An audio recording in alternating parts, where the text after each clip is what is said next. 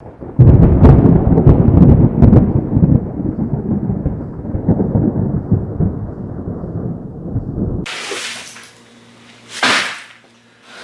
it's 3:30 in the morning.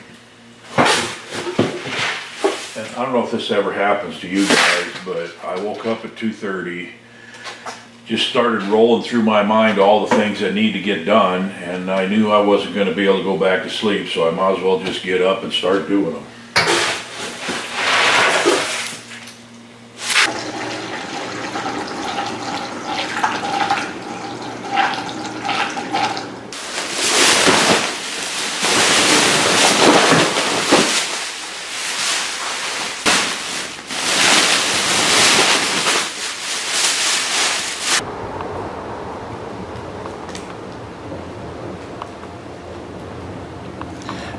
Well, the good part about getting in out of the woods after you just fed a lot of bears and you were dumping buckets into barrels and you just had a really good day and you looked at all the trail camera pictures and it's so exciting, then you realize you've got about 50 empty buckets that have got to be filled. But part of the program. So I just want to give you a quick update here. This is Friday. It's we baited last Friday, so this would be the 8th day. We have 14 of the 15 baits are active, and some of them are really blowing up. I mean, there's several of them that are just being cleaned out every time we come back.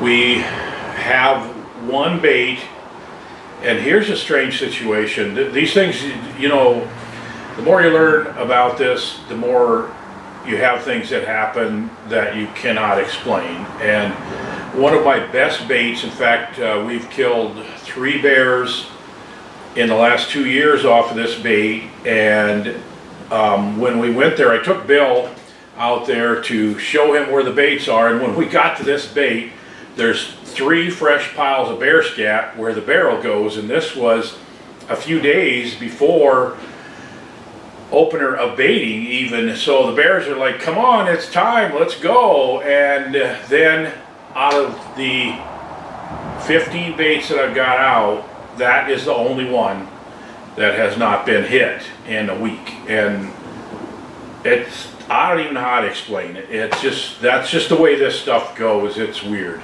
So I've got a lot of bears on the baits. I'm thinking out of 14 baits, I'm going to say it's probably somewhere in the neighborhood of 35-ish bears are on the baits, and a lot of really nice males, and males in the daylight. You know, I mean, it's still 2 weeks till the season, unfortunately, but things are looking really good right now, and it's always really fun to come back after a day in the woods and have that kind of activity on the bait, so that's pretty cool. One more thing I wanted to mention that's a little disappointing. You know, I've told you in the past about how I have some baits that just have chronic problems with wolves, and sometimes when the wolves move in, the bear activity really drops. So I decided not to put any fryer oil, and I use breads and pastries and so forth, but I dump fryer oil on the breads to make them. The bears love it when you do that. But rather than do that on these baits where I've had problems with wolves, I decided to just put maple syrup on it. So I've got buckets of maple syrup, and I'm using breads and putting maple syrup on them, and I put them out there, and the baits that I did not put any fry oil and only used maple syrup still have wolves on them. But I can't see that it changed anything at all. So that's pretty disappointing, but at least, you know, now I know. So we'll that's a battle that we have to continue to fight. So I'm just going to run a bunch of trail camera pictures for you, and if you enjoy watching these pictures and videos, I'll just run a few, and then I'll be back here in a little bit after you look at these videos of bears, and we'll talk about what's coming up.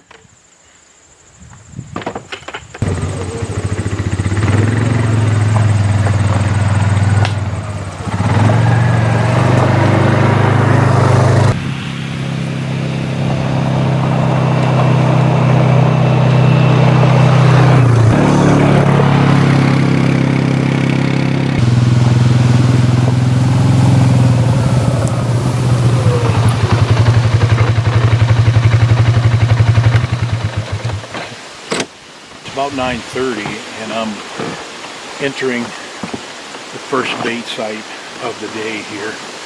And as I've told you before, I try to minimize spooking the bears off the baits. So we got about a 5 to 6 hour window in the middle part of the day where we run the baits, because in the mornings and evenings it's so much more likely that we could spook the bears. So we are entering the second phase of the baiting strategy right now. Up until now, Bill and I have been running all the baits, checking the cameras, getting a feel for how many bears are on each bait and how much bait they're eating. And starting now, we're splitting up, and we are just running the number of baits that need to have bait put on. And we're always trying to achieve a balance between minimizing the intrusion that happens when you go to a bait versus making sure that there's always bait there when a bear comes. And we always want a bear to get rewarded with something good to eat every time he comes to the bait. So there's that balance. So I'm doing 5 of the 15 baits kind of in the south part of my area here. Bill is doing 5 kind of the northern part of it. And we're going to just do those 10 baits, and then we'll start alternating based on how much bait the sites need. And things are going pretty good. We've got a lot of really big male bears on the baits this year. I figure I've got somewhere in the neighborhood of 32 to 35 bears on the 14 baits that are working. And that sounds like a heck of a lot, but if you look at it this way, half a dozen of those are yearlings that we don't consider shooters at this point. Another half a dozen are just pure nocturnal. Then there's 2 sows that have collars, and we don't mind shooting bears with tags, but we don't want to shoot the bears with the collars because they have a lot of GPS data going to the DNR, and we learn so much about these bears and their movements and habits and things like that with those collars. So we don't want to take away the opportunity to continue to learn. So, you know, when you take those bears out, then, you know, it doesn't sound like as many, but the acorns are really falling right now. You know, I got a bur oak right at camp there, and the acorns they're just banging on the truck and on the roof all night. There's a couple of oak trees there that are dropping, and a lot of acorns started dropping early this year, but they've continued to drop. There seems to be a pretty strong acorn crop. We don't have, most of this area that I hunt does not have a lot of oak trees, but the bears know where the oak trees are, and they tend to migrate towards them. So you know, we might kind of lose some of them for a while here, but they'll be back, and hopefully they'll be back in time for somebody to shoot them. I know that people are asking questions, and I would encourage you that if you have a question about the strategies that I use and why I'm doing what I'm doing, feel free to leave a comment below, and at the end, maybe I might even just dedicate a whole video just to answering the questions and kind of explaining in more detail why I do things the way I do. I really do things different than a lot of guides, and it comes from the fact that I spent 20 years as a do-it-yourself public land bear baiter, and I've adapted some of those strategies, so I didn't start out as a guide. And I think that's very beneficial to the people who watch this, who are hunting on their own as well. But anyway, this bait is getting pounded. There's a big chocolate in here. Man, it would be so fun if somebody got a chance at him. We've killed a really big bear off this bait before, and it's just a real good bait. So I got 4 buckets to get in there and top off this barrel. Here we go. Well, I'm back in camp here.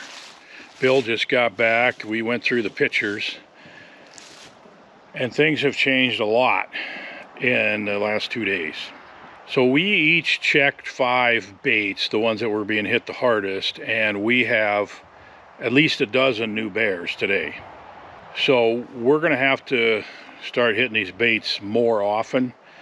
Some of the baits were just completely wiped out. I mean, there wasn't a scrap left.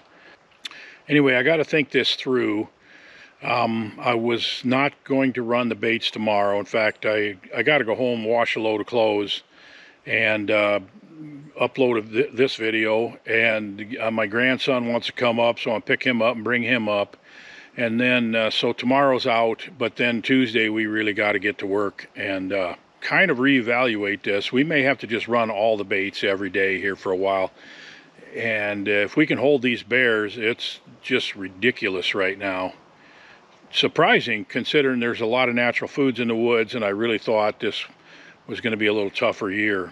I mentioned in an earlier video that my son Cody he's got a wedding in Brazil. It's actually today, and he and his wife have been married for a while here in the United States, but she wanted a traditional Brazilian wedding, and so I really wanted to go down, and I know they're really disappointed that I'm not there, but it just didn't work. Tried to make it in less than 5 or 6 days, but it really looks like it takes 6 days to do it, to get down there and be there for a couple days and then get back. And so I just had to pass on it. My wife's going to be down there. She's been down there for a week and a half now, and at least she can be there. Anyway, here is some more pictures of bears, and we'll see you on the next video after this.